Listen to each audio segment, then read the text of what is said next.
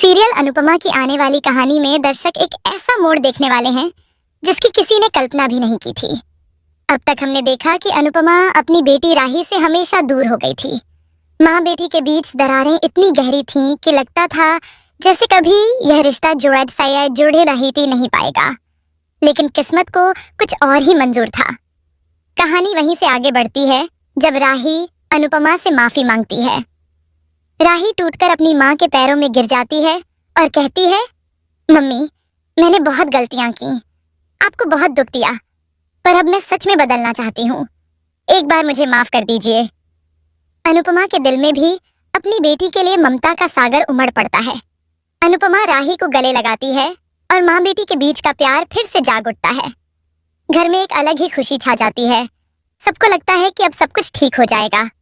लेकिन दोस्तों, किस्मत ने अनुपमा की जिंदगी में फिर से एक ऐसा तूफान लाने की तैयारी कर रखी थी जिसने सबको हिलाकर रख देना था। घर में खुशियों का माहौल ही था कि अचानक एक दिन शहर में बड़ा धमाका हो जाता है। लोग चीखते चिल्लाते भाग रहे होते हैं। उसी वक्त अनुपमा और राही भी वहीं मौजूद होते हैं।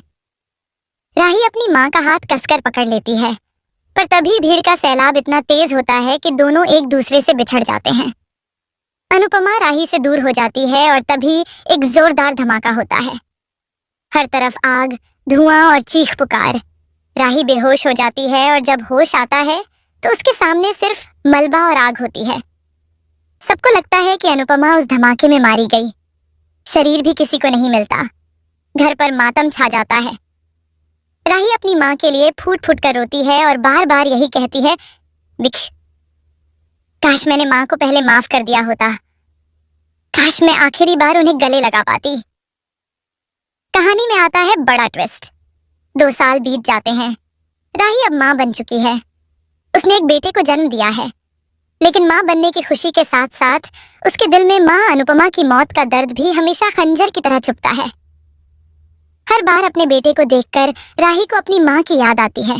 वह सोचती है, माँ, आप होती तो मेरे बच्चे को अपनी गोद में खिलाती, पर मैंने आपको खो दिया। लेकिन असलियत तो कुछ और ही होती है।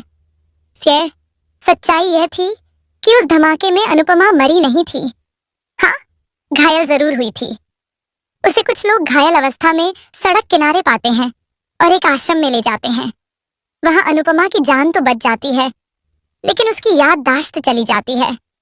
वह अपना नाम, अपनी पहचान, यहाँ तक कि अपनी बेटी को भी भूल जाती है। अब वह एक नई जिंदगी जी रही होती है जहां उसे बच्चे ही अपना सब कुछ मानते हैं। आश्रम के मासूम बच्चे उसे बहने, दिमाई, माँ कहकर बुलाते हैं और अनुपमा भी उन्हें ही अपना परिवार मान लेती है। 2 साल तक राही और पूरा परिवार इस सच्चाई से अनजान रहता है कि अनुपमा जिंदा है। राही हर त्योहार पर अपनी माँ की तस्वीर के आगे दिया जलाती है और आंसुओं में डूबी रहती है। लेकिन दोस्तों, असली शॉकिंग ट्विस्ट तब आता है जब राही का बेटा बीमार पड़ जाता है। इलाज के लिए राही उसे शहर के एक अस्पताल में लेकर जाती है। वहीं संयोग से अनुपमा भी आश्रम के बच्चों को चेकअप कराने लेकर आती है। अचानक एक पल ऐसा आता है जब राही और अनुपमा आमने सामने खड़ी हो जाती हैं। राही जैसे ही उस महिला को देखती है, उसका दिल कांप उठता है।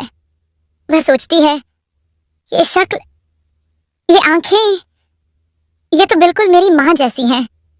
लेकिन तुरंत खुद को संभाल लेती है और कहती है, नहीं, ये मुमकिन नहीं है, मेरी माँ तो मर चुकी हैं।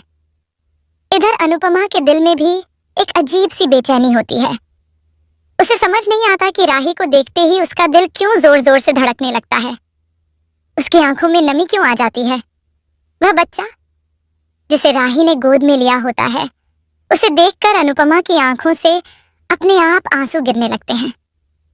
यहीं से शुरू होता है एक और दर्दनाक खेल। राही धीरे धीरे उस महिला पर शक करने लगती है। वह उसका पीछा करती है, उसकी बातें सुनती है और एक से एक दिन सी अस्सी आश्रम तक भी फॉलो करती है। वहां जाकर जब वह देखती है कि यह महिला बच्चों को पढ़ा रही है, उन्हें खाना खिला रही है और हर बच्चा उसे माँ कहकर बुला रहा है, तो राही का दिल टूट जाता है। वह सोचने लगती है, अगर ये सच में मेरी माँ है तो उन्होंने मुझे क्यों भूल गया। मुझे क्यों अकेला छोड़ दिया? असलियत जानने के लिए राही डॉक्टर से जांच करवाती है और तब सामने आती है वो सच्चाई जिसने सबको हिला दिया। रिपोर्ट में कंफर्म हो जाता है कि वह महिला और कोई नहीं बल्कि उसकी माँ अनुपमा ही है। राही का दिल खुशी और दर्द दोनों से भर उठता है। एक तरफ उसे सुकून मिलता है कि उसकी माँ जिंदा है, दूसरी तरफ वह तड़प जाती है यह सोचकर कि उसकी माँ उसे पहचान क्यों नहीं पा रही। अब कहानी का असली क्लाइमेक्स शुरू होता है।